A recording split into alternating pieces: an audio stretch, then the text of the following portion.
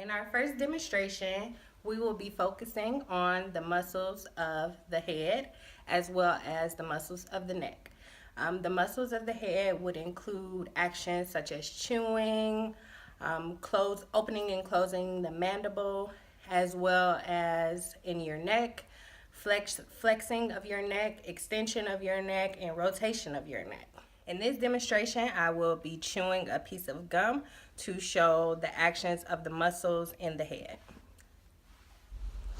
The muscles of mastication. The masseter, a powerful muscle that covers the lateral aspect of the mandibular ramus. The origin and insertion of the masseter, origin, zygomatic arch, and the zygomatic bone, insertion, angle, and ramus of the mandible. The action of this muscle is that it is the prime mover of the jaw and it elevates the mandible. Temporalis, fan-shaped muscle that covers part of the temporal, frontal, and parietal bones. The origin and insertion for the temporalis. The origin is at the temporal fossa. Insertion, the coronoid process of the mandible via a tendon that passes deep to the zygomatic arch. The action of this muscle is to close the jaw. It elevates and retracts the mandible and maintains the position of the mandible at rest. Deep anterior part may help protract the mandible.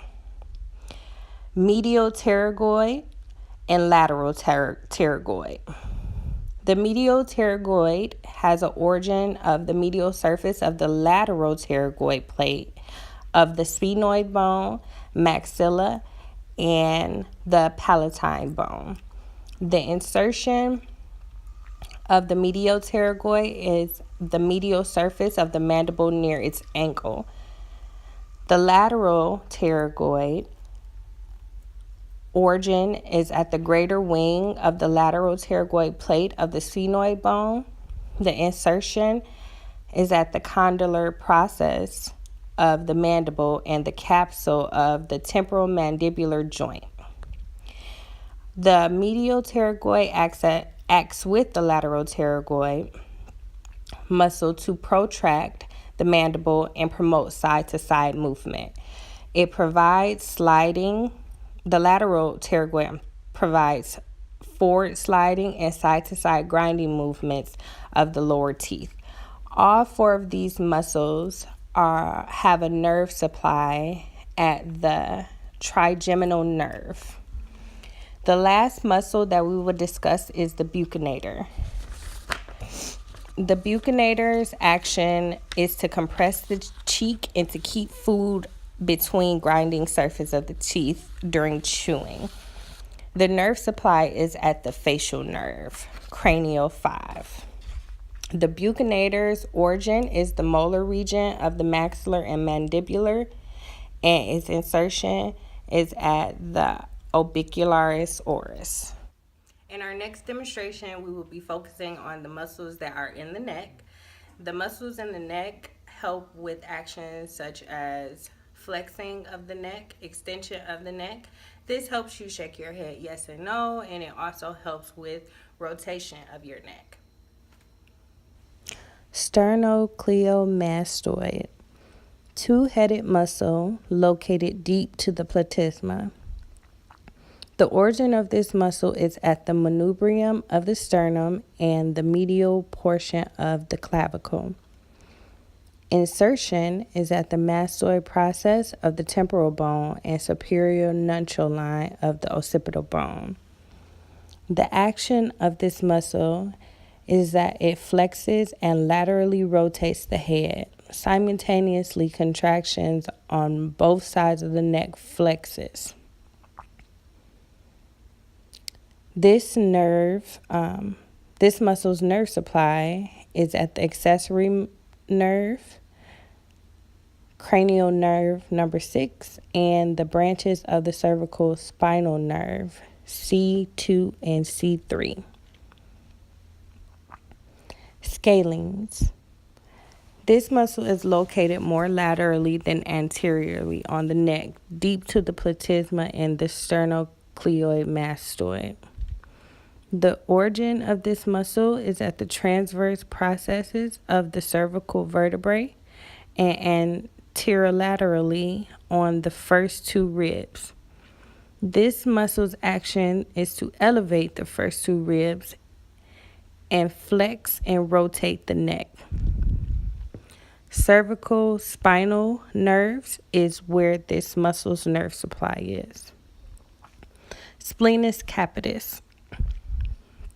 This muscle extends from the upper thoracic vertebrae to the skull. The capitis portion is known as the bandage muscle because it covers and holds down deeper neck muscles. The origin of this muscle is at the ligamentum nuance spinous process of the vertebrae, C7 through T6. The insertion of this muscle is at the masseter process of the temporal bone and the occipital bone, transverse processes of C2 through C4 vertebrae. This muscle extends or hyperextends the head when the splenius muscle on one side are activated. The head rotates and bends laterally towards the same side. The nerve supply is at the cervical spinal nerve. The deltoids have three heads: anterior, medial, and posterior. The anterior and medial head of the deltoid rests along the front and sides of the shoulders and are activated when arms are raised. The deltoid is a thick, multipinnate muscle forming rounded shoulder muscle mass. The origin of the deltoid embraces insertion of the trapezius, the lateral third of the clavicle, and the acromion, and the spine of the scapula. The insertion is at the deltoid tuberosity of the humerus. The deltoid is the prime mover of arm abduction. When adducting the arm, the deltoid is the antagonist of pectoralis major and latissimus dorsi, which allows adduction. The axillary nerve C5 and C6 is the nerve supply for the deltoid. When performing arm lateral raises, the deltoid is the prime mover. The abdominal muscles contract to support your posture. When you pull in your navel, your transversus abdominis contracts. The transversus abdominis muscle originates on the inguinal ligament, lumbar fascia, cartilages of the last six ribs, and the iliac crest, and insertion at the linea alba and pubic crest. The rectus abdominis, located along the front of your abdomen, tightens to support your posture. The rectus abdominis originates on the pubic crest and symphysis and insertion on the xiphoid process and costal cartilages of ribs 5, 6, and 7. The muscles along your spine, erector spinae, also engage to provide support as you extend your weighted arms to the sides. The intercostal nerves supply all of the intercostal muscles and most of the abdominal wall. When performing arm lateral raises, the muscles in your upper back, called the trapezius, works to stabilize the shoulder blade during the lateral raise. The trapezius muscle originates on the occipital bone, ligamentum nuchae, and spinous process of C7, and all thoracic vertebrae. Its insertion is continuous along acromion and spine of scapula and lateral third of the clavicle. The trapezius muscle helps not only stabilize the deltoid, but also elevates, retracts, and rotates the scapula. The nerve supply is the accessory nerve, the cranial nerve 11, and C3 and C4. When performing lateral arm raises, the shoulder joint is protected by the deep rotator cuff muscles, which attach to the shoulder blade. The supraspinatus and subscapularis muscles play a role in stabilizing the humeral head within the glenoid cavity. The supraspinatus muscle originates on the supraspinosus fossa of the scapula and inserts on the superior part of the greater tubercle of the humerus. It initiates abduction of the arm, stabilizes the shoulder joint, and helps prevent downward dislocation of the humerus as when carrying a heavy dumbbell. Its nerve supply is the subscapular nerve. The subscapularis originates on the subscapular fossa of the scapula and inserts on the lasso-tubercle humerus. It acts on the humerus by adduction, which is bringing the arm towards the body when lowering from a lateral raise. Its nerve supply is the subscapular nerves. The biceps brachii is a two-headed muscle group that is made up of an inner short head and an outer long head, both which are located in the front of the arm. The short head originates at the coronoid process of the scapula or the shoulder blade, and the long head originates at the supraglenoid tuberosity of the scapula. Both heads insert at the tuberosity of the radius of the inner forearm bone and at the laterus fibrosus of the fascia of the forearm. The biceps brachia act to flex the elbow and supinate the forearm. You can emphasize the bicep brachii by utilizing a supinated or underhanded grip while doing a bicep curl. The nerve supply is at the musculocutaneous nerve, C5 and C6. The brachialis is a muscle located underneath the lower part of the biceps brachii. This muscle originates at the distal half of the anterior humerus or arm bone and inserts at the coronoid process and the tuberosity of the ulna or the outer forearm. The brachialis only has one function, that is elbow flexion. Emphasize this muscle group by using pronated or overhand grip during a bicep curl. The brachioradialis muscle is located at the outer side of the lower arm and forearm. It originates at the lateral condyle of the humerus and inserts at the lateral distal surface of the radius. The brachioradialis also has only a single function, which is elbow flexion. Emphasis on this muscle may be utilized by a semi-pronated grip while doing a bicep curl. There are several stabilizers that assist, including the scapula and the wrist during a bicep curl. The brachialis is also at the nerve supply of the muscutaneous nerve, and the brachioradialis is at the radial nerve. Muscles of the trunk allow movement and compression of abdominal viscera. These muscles include the rectus abdominis, external and internal oblique, and transversus abdominis. Abdominal muscles protect and support the viscera and allow lateral flexion and rotation of the trunk. It also allows flexion of the trunk against resistance, as shown in the Madison Ball abdominal crunches. The muscles used to perform a sit-up or a crunch include the rectus abdominis and transversus abdominis. An action involving movement of the trunk is an abdominal crunch. The muscles used to perform a sit-up or a crunch include the rectus abdominis and transversus abdominis. The rectus abdominis is a medial superficial muscle pair that extends from the pubis to the rib cage. It originates on the pubic crest and symphysis and inserts on the xiphoid process and costal cartilages of ribs 5, 6, and 7. The rectus abdominis flexes and rotates the lumbar region of the vertebral column and is used in sit-ups. The transversus abdominis is the deepest muscle of the abdominal wall. Its fibers run horizontally. It originates on the inguinal ligament, lumbar fascia, the cartilages of the last 6 ribs, and the iliac crest. Its insertion is on the linea alba and pubic crest. The transversus abdominis compresses the abdominal contents. Another function is to activate the core musculature and stabilize the pelvis and low back prior to movement of the body. The transversus abdominis also keeps the cervical spine in a neutral position during core training.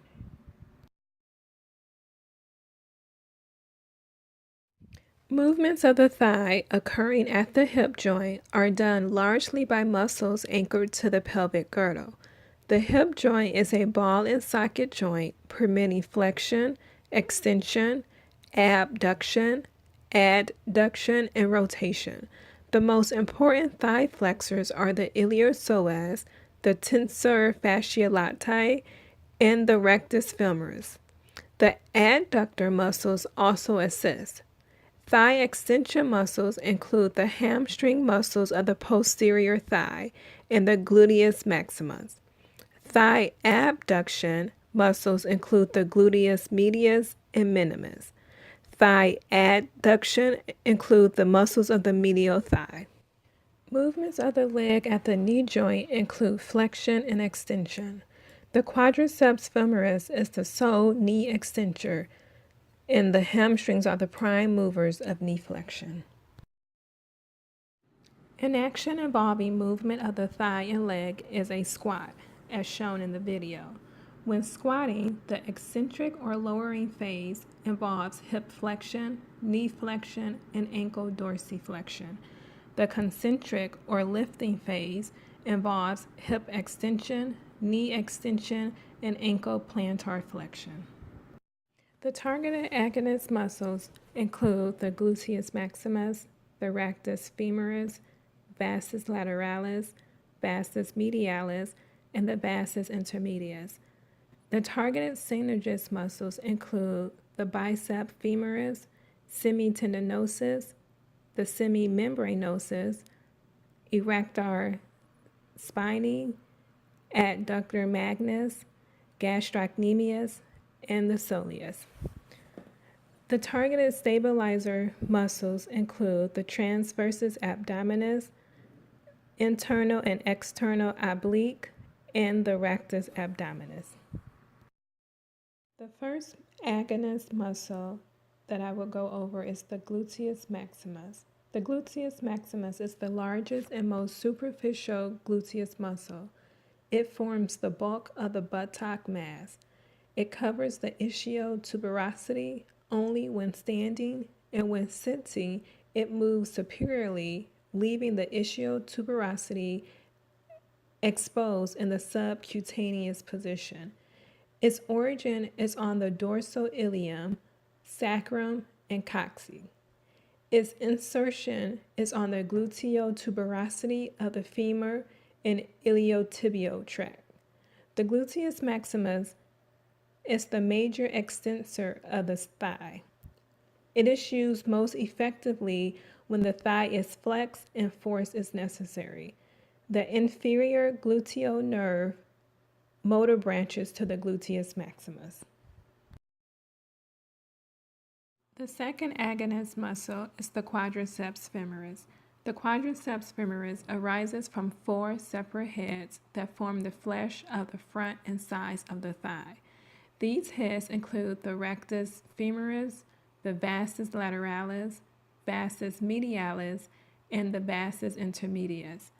All 4 muscles insertion is on the patella and tibiotuberosity via the patellar ligament. The femoral nerve serves the anterior and medial thigh, the skin of the medial leg and foot, and the hip and knee joints. It also serves motor to the anterior muscles of the thigh. Additional agonist muscles include the vastus lateralis, which is the largest head of the group. It forms the lateral aspect of the thigh. Its origin is on the greater trochanter and linea aspera. The vastus lateralis extends and stabilizes the leg. The vastus medialis forms the inferior medial aspect of the thigh. Its origin is on the linea aspera, the intertrochanteric and medial supercondyle lines. The vastus medialis extends the leg as shown exiting the squat position. The vastus intermedius is deep to the rectus femoris, lying between the vastus lateralis and vastus medialis on the anterior thigh.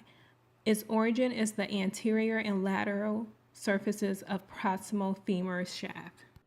The first synergist muscle discussed will be the hamstrings. The hamstrings are fleshly muscles of the posterior thigh and consist of the bicep femoris, semitendinosus, and semimembranosus. The sciatic nerve, including the tibial nerve to the long head, serves the skin of posterior surface of the leg and the sole of the foot. Its motor branches to the muscles of the posterior thigh, leg, and foot.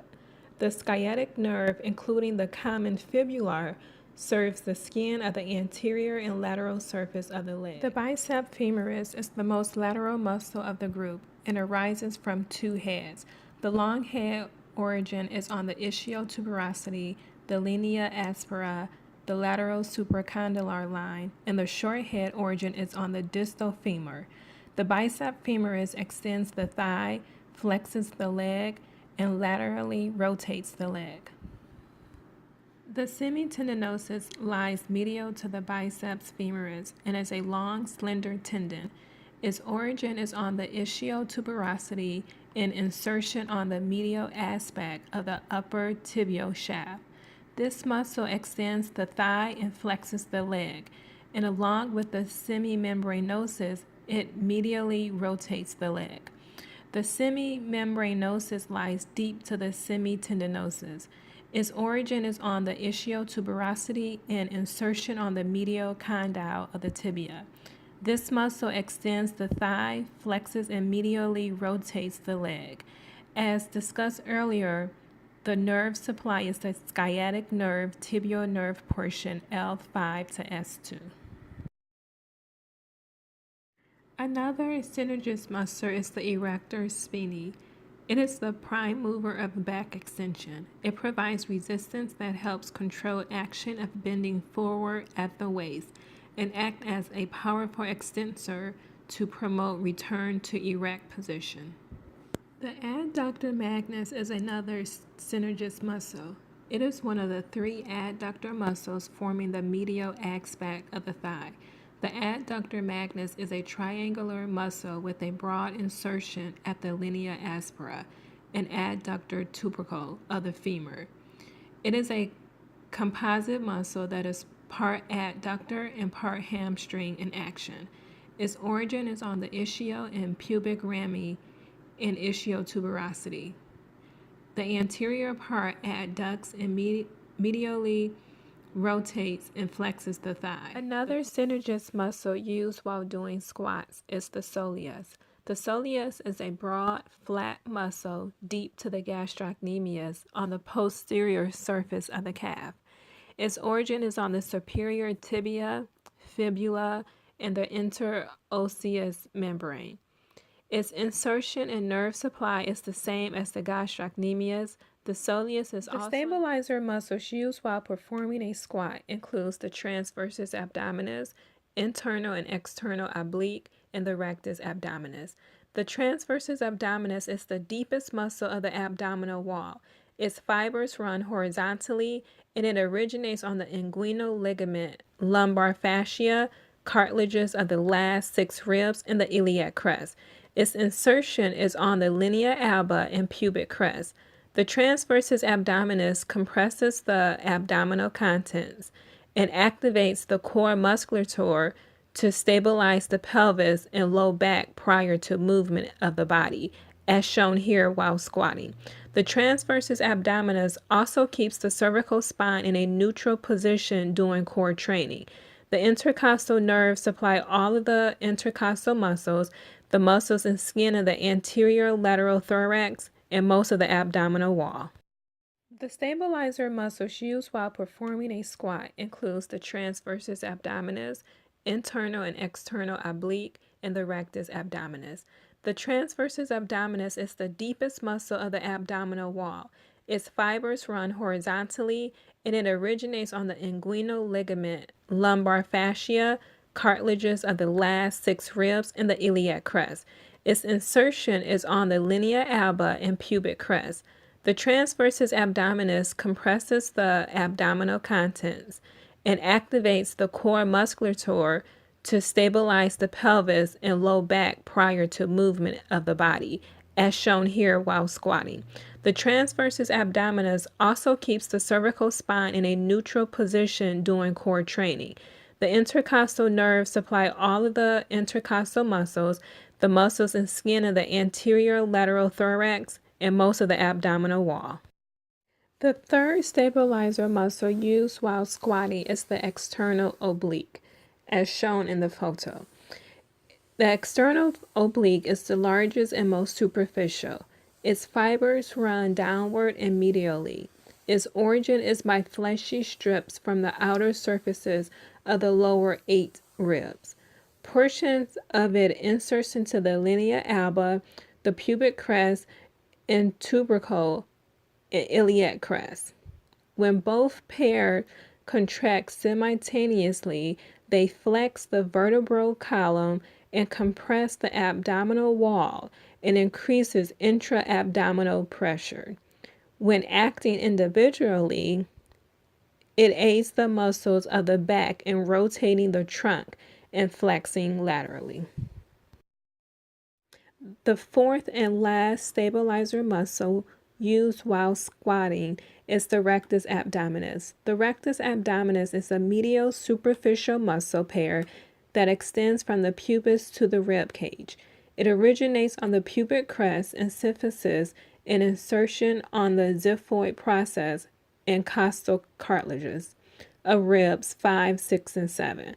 The rectus abdominis flexes and rotates the lumbar region of the vertebral column. As mentioned before, the intercostal nerves supply all of the intercostal muscles, the muscles and skin of the anterior lateral thorax, and most of the abdominal wall. The next action that we will be discussing is dorsiflexion of the foot. This is flexing the ankle joint so that the foot rotates upward. This motion is necessary for many basic movements, such as walking, running, and even walking up and down the stairs. There are 4 main muscles that assist with dorsiflexion. All of the muscles in the anterior compartment dorsiflect the ankle.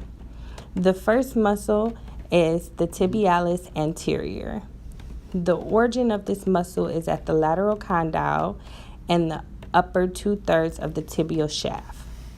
The insertion is by the tendon into the inferior surface of the medial cuneiform and first metatarsal bone. The action is that this is the prime mover in dorsiflexion. It inverts the foot and helps support medial and longitudinal arch of the foot. The nerve supply is at the deep fibular nerve, L4 and L5. The next muscle is the extensor digitorum longus. This muscle is lateral to the tibialis anterior muscle. The origin is lateral condyle of the tibia, approximately 3/4 of the fibula. The insertion is at the middle and distal phalanges of the 2nd to 5th toes via extensor expansion. This would be the prime mover of the toes and extension in a dorsiflex foot. The nerve supply would be the deep fibular nerve, L5 and S1. The next muscle is the extensor hallucis longus. This muscle's origin is at the anteromedial fibula shaft, and the insertion is at the tendon insertion on the distal phalange of the toe. This extends the great toe during dorsiflexion. The nerve supply is at the deep fibular nerve, L5 and S1. The last muscle that we will be discussing is the peroneus. It's a really small muscle and usually is continuously fused with the distal part of the extensor digitorum. The origin of this muscle is distal anterior surface of the fibula, and the interosseous membrane. The insertion is at the tendon insertion on the dorsum of the fifth metatarsal. This action for this muscle would be that it dorsiflexes and inverts the foot. The nerve supply is at the deep fibular nerve, L5 and S1.